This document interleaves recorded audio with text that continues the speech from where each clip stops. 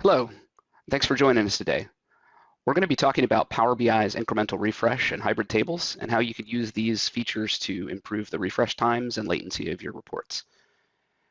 My name is Chris Mitchell. I'm a principal cloud solution architect, and I'm part of Microsoft Global Partner Solutions team. Just a reminder that this and other sessions can be found out at aka.ms/MAA. So let's dive in. So what we're going to do is we're going to spend a little bit of time evaluating the various storage modes that Power BI offers and look at the pros and cons of each of those. And then we'll dig into the various features that we want to discuss today. First, we'll look at incremental refresh, and then we'll also look at hybrid tables and how the hybrid tables kind of is an extension of incremental refresh. And then finally, we'll dig in a demo and give you guys some guidance that you can use to take forward and apply this in your own implementations of Power BI. So first of all, it's important to look at the fact that Power BI's got a variety of different ways that it can access data. The storage mode that's been around the longest is called cache mode. And in this particular mode, what Power BI does is it prefetches all the data, compresses it using the Microsoft Vertipack engine that you can find in other products as well, like SQL Server and Synapse. And then this keeps the data really small, but it's all held in memory. And the purpose of this is to give Power BI the fastest performance possible when rendering your reports. Now, this works really great for a lot of scenarios, but there's some times when there are limitations with that cached mode that we're required to switch to a direct mode. Now, direct query mode, instead of pulling all that data in cached, all it really does is hold on to metadata and interactively queries the underlying data source. So naturally, because it's got to write and send queries to that underlying data source, it's not going to work with all data sources. The reason for that is the Power BI engine needs to do things like potentially create joins between tables or do group bys, where clauses, and aggregation functions in order to fulfill the interactive fulfill the activity that the end user is issuing against that report. And so it really is only going to work with a specific set of relational databases. It's not going to work against things like data lakes with CSV files or Parquet files underneath the covers. And then finally, dual mode is what it sounds like. It's a little bit of both, and it solves a pretty specialized scenario where Power BI might be using a combination of direct query and cached mode, and it lets the engine selectively decide whether it's going to go direct mode to fulfill the query or it's going to go off of the cached set of the query results based on what the user is doing at that time. So digging into these individual storage modes. So cached mode, we already talked about a little bit, but it's important to call out that cached mode is how you're going to get your fastest report performance. The reports are fast because data is in memory. And the reason we can get away with that is because we're doing this compression engine and we're taking large volumes of potentially relational data or CSV data or whatever and compressing it so that it holds up in memory really well. The nice things about this, as we're calling out here, your DBAs will like you because you only really touch that database when you're pulling the data. You don't ever touch it for interactive activity. And the other thing is this is like a great neutralizer. It can pull data from all different sources. I call Power BI a data omnivore, right? It can eat data from any location you provide it, and it doesn't really care what the format of that data is or the data source, because it can connect to all sorts of things like your third-party CRM system, a RESTful API, a file share, or even a relational database. Now, obviously, the problem here is going to be that because it's pulling that data in a cached mode, sometimes that means that latency could be a problem, right? If your end users are having challenges with, they need to see the report very near to when the data arrives in the source system in the reports, cache mode can be a problem because it refreshes those on a schedule. Also, as your data volume grows, the time that it takes to refresh your model can get more and more expensive. And as you'll see, the things that we're going to be looking at today with incremental refresh and hybrid tables are really designed to address these two problems, data latency and data volume growth. So with direct query mode, as we called out, none of the data gets pulled into your report. It is all queried interactively. The value of this is that now when you run a report, at the time you run the report, it's going to be issuing a query against the underlying database, and it's going to be the latest and greatest up-to-date data. But this comes with a cost, right? The cost is that Power BI, if you have heavy usage or you're sending really expensive queries to that underlying database, it can cause performance issues on that underlying database. You know, your DBAs could be coming at you with with pitchforks trying to figure out why you're impacting performance for your organization. Um, and as I said, it only works with some data sources. So you know what? If your data is in a file share somewhere, you're going to have to use relational. You're going to have to use the cache mode, or you're going to have to intermediately move that data into a relational database. And then finally, you know, the design of your underlying database, the size of your underlying database, all those things can impact how well direct query mode works. And then obviously, as the data volume gets bigger and bigger, Power BI may be issuing queries that need more and more and more data, and therefore the queries will take longer, and as a result, your end users could have poor performance. Now, composite models is actually kind of a special case. It's really designed to strike this balance, like I said, between cached and direct query, right? We want to get the benefits of cached, but there are certain objects that we're having to work with, certain tables or entities that may be exceptionally large or may not have that direct query benefit, right? So you could have a model where I've got a relational database that has got a very large table in it, but then I also have side-loaded some data out of a CSV file that gives me some special grouping criteria or something like that. So the idea here is I can mix and match based on the intelligence of my source system and then also the requirements of data volume. So the thing to keep in mind here, though, is that while this sounds like a panacea, right, I can mix, you know, intelligent and non-intelligent data sources together and create them in a single model. The thing that you need to be aware of is that the queries can get really expensive and really complicated to these direct mode objects. For example, if I said I have a, you know, list of thousands and thousands of thousands of products, and I said I want to give me a list of aggregated sales based on this list of products that's in cached mode, it will have to do a select query where it does a big in statement at the end and has to push all those individual keys down in that in clause in the select statement. So your query statements can get really, really, really large and complicated, and that can cause some performance issues as well. So that's an important thing to think about. All right, so now that we've looked at these different storage modes and the fact that you can kind of mix and match them in a Power BI model, let's look at what incremental refresh is and how it's designed to solve some of these problems. So when you define incremental refresh, effectively what you're doing is you're setting a policy that tells Power BI where to expect the data changes in your data set, and it also tells it how much of the data set that you care about. So for example, if you had a fact table that had, you know, 10 years worth of data in it, but you were only committed to have 3 years worth of data in your reporting, you could say, hey, give me data for the last 3 years. And then, by the way, I expect data changes in the last 7 days. And so by doing this, now when your Power BI model refreshes, it's only going to, at any given time, refresh the last 7 days, and it's going to dynamically shift that date as you move forward in time. And it's going to do a really intelligent job about how it does this, so it doesn't have to every single time you know, you switch to a new month, it's not going to necessarily have to reload old months of data. It's got a pretty clever way that it addresses that so that it can minimize the amount of queries that it sends to your underlying database and optimizes your refresh time. And so, like I said, this is a policy-based thing, not a hard-coded rules-based thing. So what you don't have to do is go into your model and manually create these partitions. You define the policy that says, I need the last 7 days refreshed, and then I can archive the last 3 years, and the Power BI engine takes over when you deploy the model and turn on schedule refresh. And as I called out, the big advantage of this is that we're reducing the amount of data that we need to pull from your underlying database.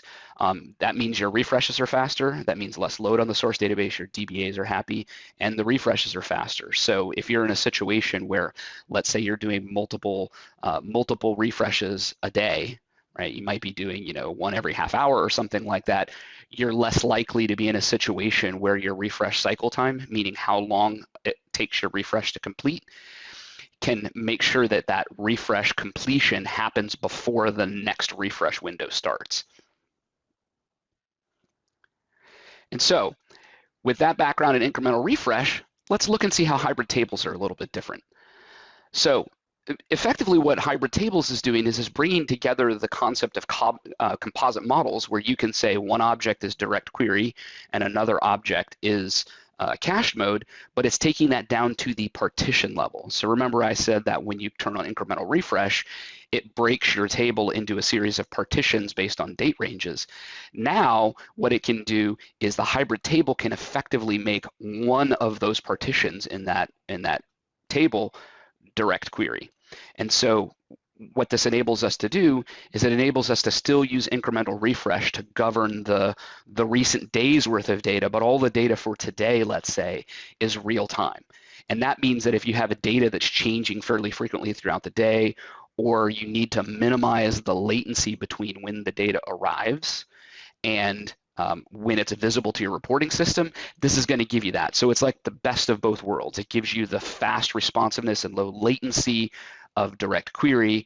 It gives you the reduced query overhead and refresh time of incremental refresh, but then it also gives you the benefit of cached mode from a performance standpoint. So it's this idea is it's trying to find that perfect sweet spot, the intersection of the Venn diagram, if you will, where we get, fast report performance, low overhead from a refresh time, and then very, very low latency, kind of all mixed together. All right, so I've talked a lot and I've used a lot of words here. I'm going to take a pause for a second and I'm going to dig into Power BI and I'm going to show you how to configure these and what some of the differences are when you configure them. All right, so let's jump into the demo. So here I have a Power BI report, and this report is built off of the basic AdventureWorks data model. And in this data model, I've just got some customer information, some product information, and some sales information.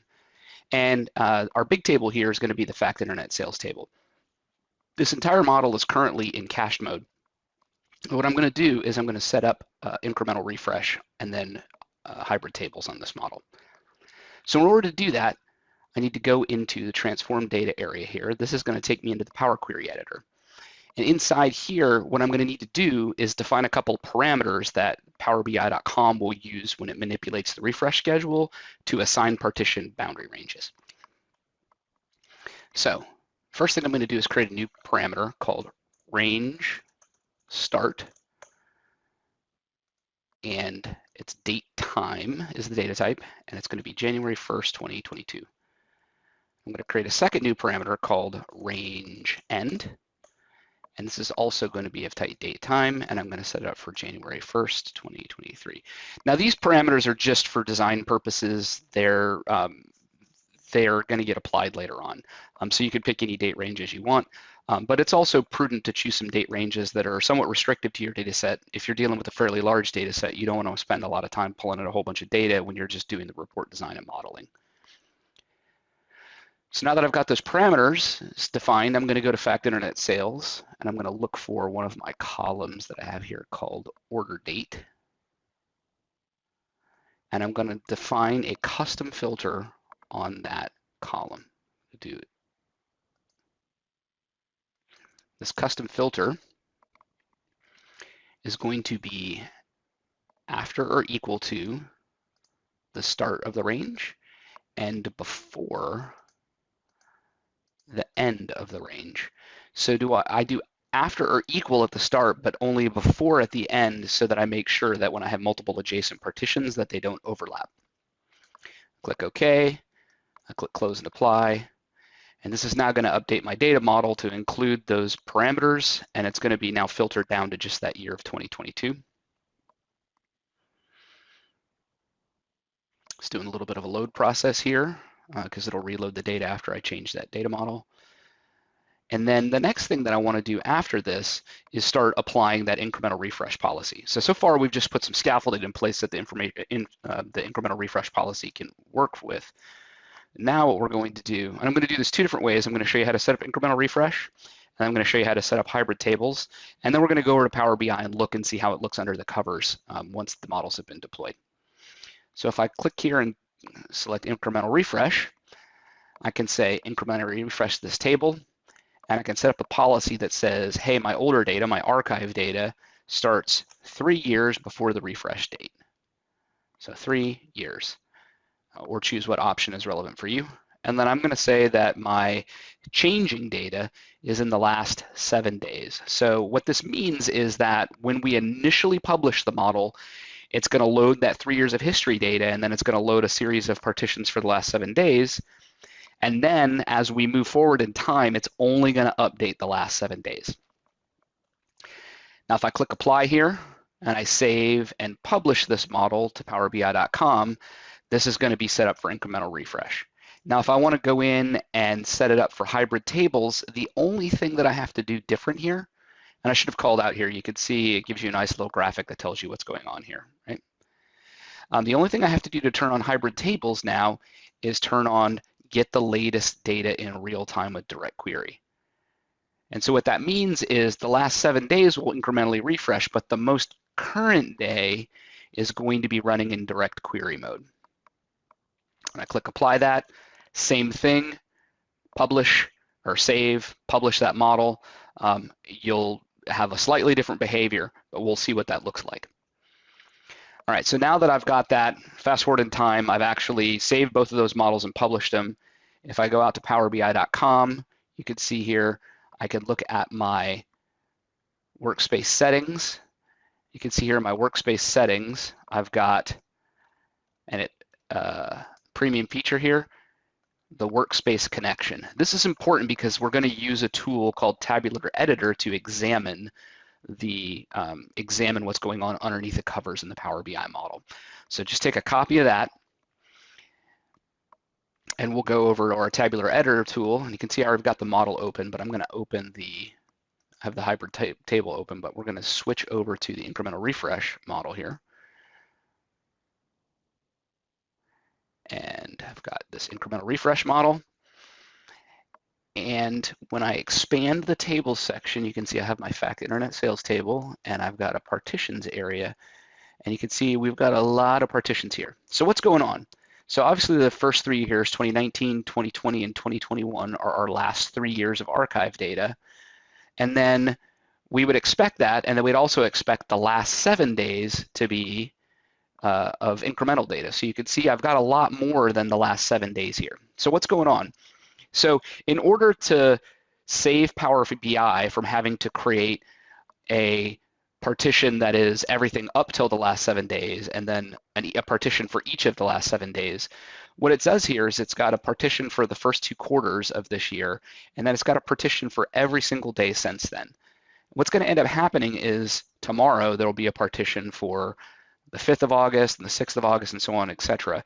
Until we get to 7 days past the end of Q3, then all of this data will get collapsed down into a Q3 partition, and we'll have 7 days for Q4, and so on and so on. And so what we'll do is we'll keep building up all the days in the quarter as individual partitions until the quarter is complete, and then we'll collapse all them down into a single partition. So the number of partitions you're going to have is going to be dynamic from day to day based on how Power BI is managing that policy. But the important thing here is what it's trying to do is minimize the number of times it has to refresh large volumes of data rows. Right, and if we looked in each one of these individual partitions, you could see for the 2019 partition, you could see it's got a granularity of a year.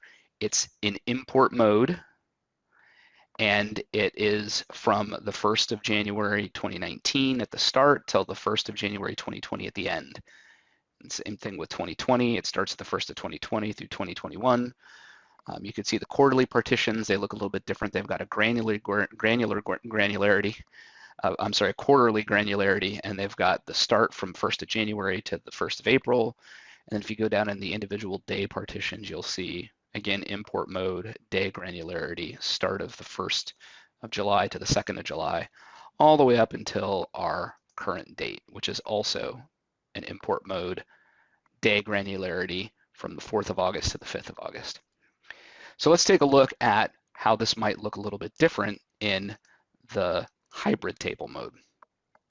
I think you might already have an idea, but we'll just look anyway. So in the hybrid table model, if I expand the tables again, go down to fact internet sales, you can see I've got all the same partitions. They look the same, but the one that looks different is this last one. So what does this mean? 08, 04 onward. So what's going on is it's still got a granularity of day, but it's in direct query mode, and it's also got a start date of today with an end date of some date arbitrarily far in the future. So what is this enabling? This is enabling us to have this open-ended partition at the end. So as we insert data, depending upon where we schedule our, how we set our refresh schedule, we could set it for, refreshing once a day, once a week, whatever. What'll end up happening is we'll make sure that we don't miss rows as they get inserted. And so this is really important because, if we didn't do it this way, that incremental refresh schedule with the hybrid tables, we could end up losing some data. And so this helps us make sure that we don't lose those rows. And it lets the direct query that happens against that partition, dynamically deal with that just by saying, hey, where date is greater than and less than this January 2028 data. All right, so let's flip over and look at these reports now. I'm going to go pop over to my workspace. And you can see here I've got a number of Power BI models deployed. The first one that we want to look at is incremental refresh. And you can see this is set up with a refresh schedule. It refreshed recently. Its next refresh is at midnight tomorrow. Same thing with our hybrid table. What's different though is if I go into my Power BI report here, I'm going to look at this order volume by day.